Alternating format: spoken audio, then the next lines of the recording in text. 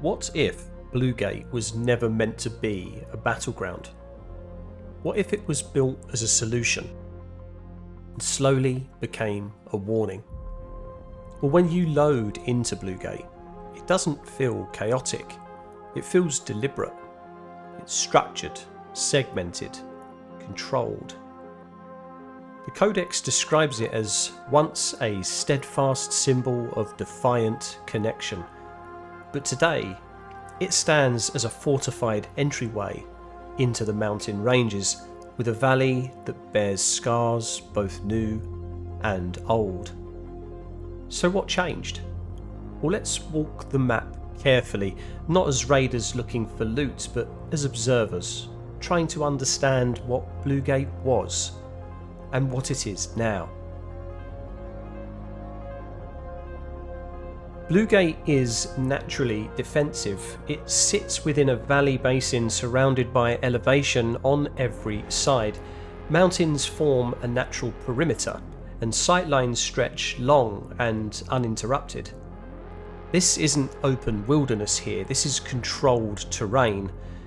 You see, the tube network was only recently expanded to reach this location, requiring the construction of new raider structures to facilitate our presence.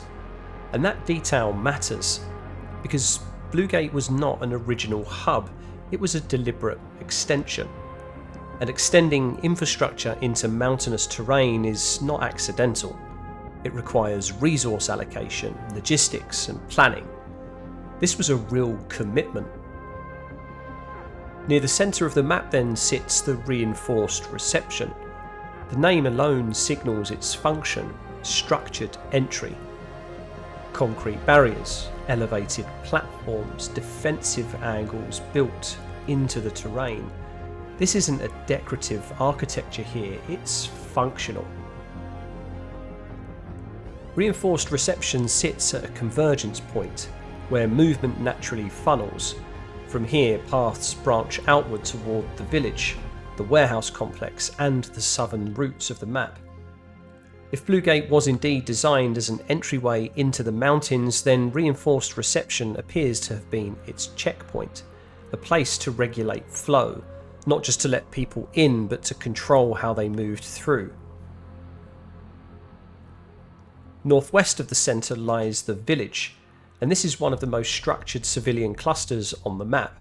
There are aligned buildings, it's a compact layout, defined lanes between structures. It feels intentional. The village contrasts sharply with Raiders' Refuge nearby as well, because the village appears pre-established, something constructed before Raider improvisation became the norm. This part of Bluegate feels like settlement, not temporary shelter, but habitation. Just west of the village then sits Raiders' Refuge. Where the village feels planned, the refuge feels adaptive. There's less symmetry, more irregularity. And this aligns with the Codex note that the new Raider structures were constructed to facilitate presence after the tube's expansion. Raiders' Refuge represents this adjustment. It suggests that Bluegate did not remain static after expansion. It evolved to support continued Raider occupation. Infrastructure has met reality, and reality required modification. Further south then sits the checkpoint. Unlike reinforced reception, which manages entry into the valley, checkpoint manages movement within it. This is a human-built choke point. The barriers are positioned to restrict flow, the structures are oriented defensively, and sightlines are narrow rather than open. You see, even in a world threatened by Ark machines, humans still built gates for other humans. That's not speculation here, that is design language. The checkpoint itself communicates caution. To the northeast then rises Pilgrim's Peak, elevated, isolated, overlooking much of the valley itself, and from here the entire geography becomes visible. Pilgrim's Peak provides perspective, not tactical dominance alone, but understanding of layout. Its name implies journey, ascent, destination. Blue Gate truly reveals itself fully from an elevated position like this. East of centre then also lies the warehouse complex, and this is not a decorative structure. The warehouses signal storage, transport and coordination. The presence of a complex, not a single warehouse here, suggests sustained activity. As if the tubes were extended here, then materials would need to move through it. Supply lines would have had to be supported. The warehouse complex reflects operational planning of sorts. This location also reinforces that Blue Gate was more than a scenic outpost. It was infrastructure.